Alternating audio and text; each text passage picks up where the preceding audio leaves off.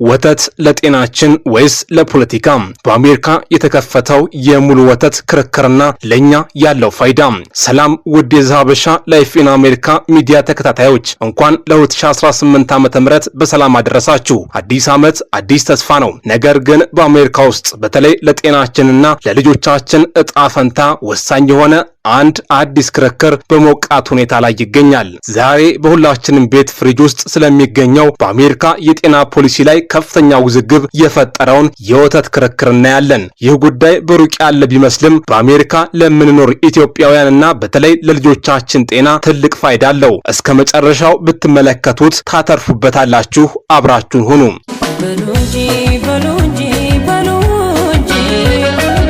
የሙሉ ወተት ጦርነት ዳራ ሳይንስ ወይስ ፖለቲካ? ውድ ተመልካቾች በታህሳስ ወር የአሜሪካ የምግብ መምሪያ አማካሪ ኮሚቴ ለ2 ዓመታት ያህል የተጠናከረ ሳይንሳዊ ምርምር ካደረገ በኋላ አንድ አስገራሚ መደምደሚያ ላይ ደርሶ ነበር። ኮሚቴው እንዳለው በቂ ሳይንሳዊ ማስረጃ ባለመኖሩ ሰዎች ከስብ ነፃ ወይም ከቀነሰ ስብ 1 ወይም 2% ወተት ውጪ ሌላ አይነት ወተት እንዲጠጡ ለመሞከር አልቻለም። ይህ የሆነበት ምክንያት ሙሉ ወተት ከፍተኛ መጠን ያለው የበዛ ስብ ስላለው ነው። በርካታ ጥናቶችም የበዛ ስብ ኮሌስትሮል እንደሚጨምርና የልብና የደም ዝውውር ችግሮችን እንደሚያስከትል ደርሰውበታል። ይህ እስካሁን ድረስ በአብዛኛው ሳይንሳዊ ማህበረሰብ ዘንድ ተቀባይነት ያለው አቋም ነው። ነገር ግን የትራምፕ አስተዳደርና አንዳንድ ሳይንቲስቶች ከዚህ ግምገማ ጋር አይስማሙም። በቅርቡ ሴፕቴምበር 9 ቀን በወጣው አሜሪካን እንደገና ጤናማ እናድርግ ሜክ አሜሪካ ሄልዚ አጌን በተባለው ስትራቴጂካዊ ሪፖርቱ አስተዳደሩ በመማር ማስተማር ተቋማት ውስጥ ሙሉ ወተት ሽያጭ ላይ ያሉ ገደቦችን ለማንሳት እንደሚፈልግ ገልጿል። ይህ ማለት ትምህርት ቤቶች ሙሉ ወተት እንዲያቀርቡ ይፈቀድላቸዋል ማለት ነው። በተጨማሪም የፌዴራል የተመጣጠነ ምግብ ፕሮግራሞች ላይ ያለውን ግዴታ የሆነ የስብ ቅነሳ መስፈርት በማስወገድ ሸማቾች የራሳቸው ምርጫ እንዲያደርጉም ያስችላል ብሏል። ሴፕቴምበር 9 ቀን በተደረገው ጋዜጣዊ መግለጫ ላይ የአስተዳደሩ ባለስልጣናት ሙሉ ወተትና ሙሉ ስብ ያላቸውን የወተት ተዋጽኦች እንደሚደግፉም አጥብቀው ተናግረዋል። የዩኤስ የግብርና ሚኒስቴር ጸሐፊ ብሩክ ሮሊንስ የአስተዳደሩ ዕቅድ የቀድሞው የምግብ መመሪያ አማካሪ ኮሚቴ የሰጠውን ምክር ውድቅ ማድረግ እንደሆነ በግልጽ አስታውቀዋል። እነዚህ መመሪያዎች ሙሉ ጤናማና ገንቢ ምግቦችን እንደ ሙሉ ስብ የወተት ተዋጽኦችን ቅድሚያ ይሰጣሉ ሲሉም ሮሊንስ ተናግረዋል። የዩኤስ የምግብና የመድኃኒት አስተዳደር ኮሚሽነር ዶክተር ማርቲን ማካሪ በጋዜጣዊ መግለጫው ላይ አስተዳደሩ ሙሉ ስብ ያላቸውን የወተት ተዋጽኦች ብቻ ሳይሆን የበዛ ስብን ጭምር እንደሚቀበል ተናግረዋል። በተፈጥሮ የበዛ ስብ ላይ የተካሄደውን የ50 ዓመታት ጦርነት እያቆምን ነው ብለዋል ማካሪ። በትምህርት ቤቶች ውስጥ ሙሉ ወተት ላይ የተጣለውን እገዳ ምንም ትርጉም የለውምና በመንግስት የሚሰጥ የአመጋገብ መመሪያው በማስረጃ ላይ የተመሰረተ ሳይሆን በዶግማ ወይም በዘውግ ላይ የተመሰረተ ነው ሲሉ ወቅሰዋል። የሳይንቲስቶች ምላሽና የክርክሩ ጥልቀት።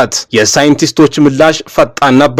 ሴፕቴምበር 10 ቀን ኃላፊነት የሚሰማው ሐኪሞች ኮሚሽኑ አዲሱን የእንቅስቃሴ ዕቅዱን እንዲያሻሽል ጠይቋል። በመማር ማስተማር ተቋማት ውስጥ ሙሉ ስብ ባለው ወተት የልጆችን የልብና የደም ዝውውር ጤና አደጋ ላይ እንዳይጥል ሲሉም አሳስበዋል። ሐኪሞቹ ደካማ አመጋገብ በልጆች ላይ ስር የሰደደ በሽታ ሊያስከትል ይችላል የሚለውን ሐሳብ ቢቀበሉም የልብ ህመምና ከፍተኛ ኮሌስትሮል የመጀመሪያ ምልክቶቹ በልጆቹ ላይ እየጨመሩ መምጣታቸውን አጽንኦት ሰጥተዋል። የቡድኑ ፕሬዝዳንት ዶክተር ኒል ባርናልድ በመግለጫቸው ላይ የፌዴራል መንግስት በትምህርት ቤት የምሳ ሳህኖች ላይ ብዙ የበዛ ስብ ማስቀመጥ የለበትም፣ ይልቁንም ወተት ያልሆኑ መጠጦችና በእጽዋት ላይ የተመሰረቱ ምግቦችን ተማሪዎች በቀላሉ እንዲያገኙ ማድረግ አለበት ብለዋል። ይህ በሙሉ ወተት ላይ ያለውን ተቃራኒ አመለካከት በተመጣጠነ የምግብ ሳይንስ ውስጥ እያደገ የመጣ ክርክርን ያሳያል። ብዙ የተመጣጠነ ምግብ ባለሙያዎች ያስተዳደሩ ሙሉ ወተት ድጋፍ ለብዙ አስርተ ዓመታት ከቆየው ሳይንሳዊ ስምምነት ጋር የሚጋጭ እንደሆነም ይናገራሉ። የመጀመሪያው የአሜሪካ የምግብ መመሪያ እትም በ1980 ዓመተ ምህረት ሰዎች የበዛ ስብን እንዲያስወግዱ መክሮ ነበር፣ ምክንያቱም ለልብ ህመም አስተዋጽኦ ሊያደርግ ይችላልና። ከዚያ በኋላ የወጡ እትሞች ይህንን ምክርም ጠብቀዋል። የሃርቫርድ የህዝብና ጤና ትምህርት ቤት የኤፒዲሞሎጂና ስነ ምግብ ፕሮፌሰር ዶክተር ዋልተር ወሌት እውነተኛው ጥያቄ ከፍተኛ ስብ ያለበትን ወተት ለመግፋት ምክንያት አለ ወይ የሚለው ነው። እናም ይህ ጥሩ ነገር ነው ብዬ አላስብም ብለዋል። ብለዋል። ዶክተር ዊሌት እንዳሉት አንድ ሰው በቀን አንድ ኩባያ ወተት ብቻ የሚጠጣ ከሆነ ሙሉ ወተት ከመጠጣት ይልቅ ስኪም ወተት መጠጣት ለጤንነቱ ትልቅ ልዩነት ላይኖረው ይችላል። ነገር ግን አንድ ልጅ በትምህርት ቤት በቀን 3 ኩባያ ሙሉ ወተት ቢጠጣ ይህ እጅግ ብዙ የበዛ ስብን ይጨምራል ብለዋል። በ1950ዎቹና በ1960ዎቹ አሜሪካውያን ብዙ ሙሉ ወተትና ቀይ ስጋ በሚመገቡበት ጊዜ የልብ ህመም መጠኖች ዛሬ ከሚታየው በ4 እና በ5 እጥፍ ከፍ ያለ እንደነበረም አስታውቀዋል።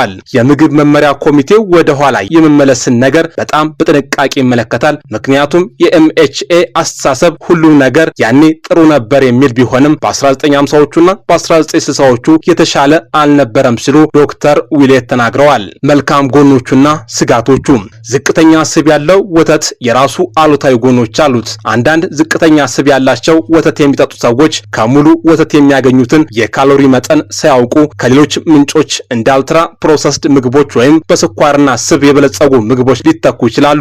አንዳንድ ዝቅተኛ ስብ ያላቸው የወተት ምርቶች ደግሞ ልጆች እንዲጠጡት ለማባበል ስብን በስኳርና ጣዕም በሚሰጡ ተጨማሪዎች ይተካሉ። ሳይንቲስቶች ሙሉ ወተት ከነዚህ አማራጮች የተሻለ ነው ብለው ስለሚያስቡ ሊመክሩት ይችላሉ። ነገር ግን እነዛን ካሎሪዎች በአትክልቶች፣ ለውዝ ወይም ሙሉ እህሎች መተካት ከሙሉ ወተት ከመጠጣት የተሻለ የአመጋገብ ምርጫ ነው ሲሉ ዶክተር ዊሌት ይናገራሉ። ዶክተር ዊሌት የአኩሪ አተር ወተት ጥሩ አማራጭ ሊሆን እንደሚችልም ያምናሉ። በአጠቃላይ ከወተት ጋር ተመጣጣኝ የሆነ ካልሲየም፣ ፕሮቲን፣ ቫይታሚን ኤ እና ዲ አለው። በተጨማሪም የኮሌስትሮልን እንደሚቀንስና በኋላኛው የህይወት ዘመን የጡት ካንሰር ተጋላጭነትን እንደሚቀንስ የሚያሳዩ ማስረጃዎችም አሉ። በቡሽ ክሊንተን እና ኦባማ አስተዳደሮች ውስጥ ከፍተኛ የፖሊሲ ባለስልጣን የነበሩት ጀሮልድ ማንዴ እንዳሉት በእጽዋት ላይ የተመሰረቱ ወተቶች ለአየር ንብረት የተሻሉ ከመሆናቸውም በላይ ላክቶስን መፍጨት ለሚቸገሩ ሰዎች የተሻሉ አማራጮች ናቸው። በትምህርት ቤቶች ውስጥ ሙሉ ወተት ላይ የተጣለው ገዳ የመጣው እንደ አውሮፓውያን አቆጣጠር በ2010 ከወጣው ጤናማ ከረሃብ የጸዱ ልጆች ህግ ነው። ይህ ህግ ትምህርት ቤቶች ከምግብ መመሪያዎች ጋር ለማጣጣም ሲሉ ስበ ነጻ ወይም ዝቅተኛ ስብ ያላቸው ወተቶችን ብቻ እንዲያቀርቡ ያስገድዳል። የሳይንስ ማዕከል ፖሊሲ ተባባሪ ግሬስ ቻምበርሊን እንዳሉት ይህንን ህግ ወይም ምክር ለመለወጥ ብዙ አዲስ ማስረጃ የለም። ምክሩ የተመሰረተው ሙሉ ወተትና ዝቅተኛ ስብ ያላቸውን ወተቶች በትክክል ተመሳሳይ የፕሮቲን ካልሲየምና ሌሎች መልካም ንጥረ ነገሮች አሏቸው። ነገር ግን ሙሉ ወተት ብዙ የበዛ ስብ አለው። ስለዚህ አደጋውን መውሰድ ዋጋ የለውም ሲሉም ቻምበርሊን ይናገራሉ። የበዛ ስብ የልብና የደም ዝውውር በሽታ ተጋላጭነትን እንደሚጨምር ይህ ሁሉ ሳይንስ እያለ ተመሳሳይ አዎንታዊ ንጥረ ነገሮችን ከዝቅተኛ ስብና ስኪም ወተት በትንሽ የበዛ ስብ ማግኘት ከተቻለ ለምን ሙሉ ወተት ይጠጣሉ በማለት ትጠይቃለች። የወተት ኢንዱስትሪው ተጽዕኖና ለኛ ያለው ትርጉም አንዳንድ ባለሙያዎች ግን ከዚህ ግምገማ ጋር በጽኑ አይስማሙም። የበዛ ስብ የሚመጣበት ምንጭ ወሳኝ ሲሆን ዶክተር ዊሌት የወተት ስብ ጤናማ ስብ አይደለም ቢሉም ሌሎች ግን ጤናማ ነው ብለው ይከራከራሉ። ጉዳዩን ይበልጥ የሚያውሰበስበው ደግሞ አንዳንድ ጥናቶች የአመጋገብ የበዛ ስብ መቀነስና አነስተኛ የልብና የደም ዝውውር ችግሮች መካከል ጠንካራ ግንኙነትን አላገኙም።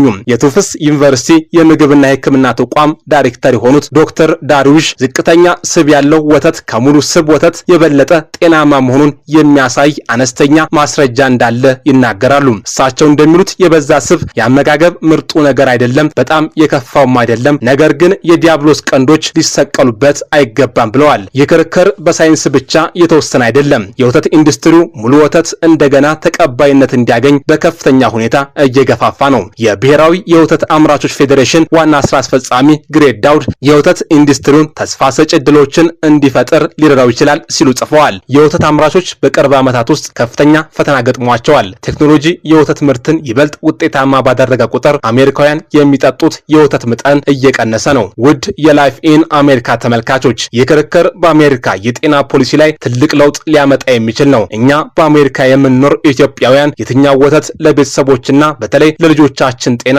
የተሻለ እንደሆነ በጥንቃቄ መመልከት አለብን።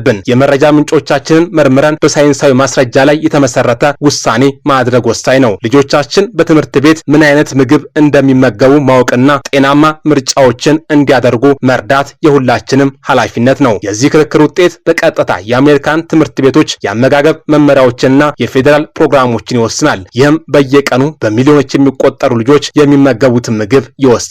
ለዘመናት የቆየውን ሳይንሳዊ ዕውቀት በፖለቲካ ውሳኔዎች መሻር በጤና ላይ የሚያስከትለውን ተጽዕኖ ቀላል አይሆንም። እንደ ወላጆች እንደ ግለሰቦች የትኛውን መረጃ እንደምንቀበልና ለጤንነታችን ምን እንደምናደርግ በትኩረትም መከታተል አለብን። ይህ ጉዳይ ለጤናችን ብቻ ሳይሆን ሳይንስና የፖለቲካ ፍላጎቶች እንዴት ሊጋጩ እንደሚችሉ የሚያሳይ ነው። መረጃውን በትክክል በመረዳትና ለቤተሰቦቻችን የተሻለውን በመምረጥ ሁላችንም ጤናማና ብሩህ የወደፊት ጊዜ መፍጠር እንችላለን።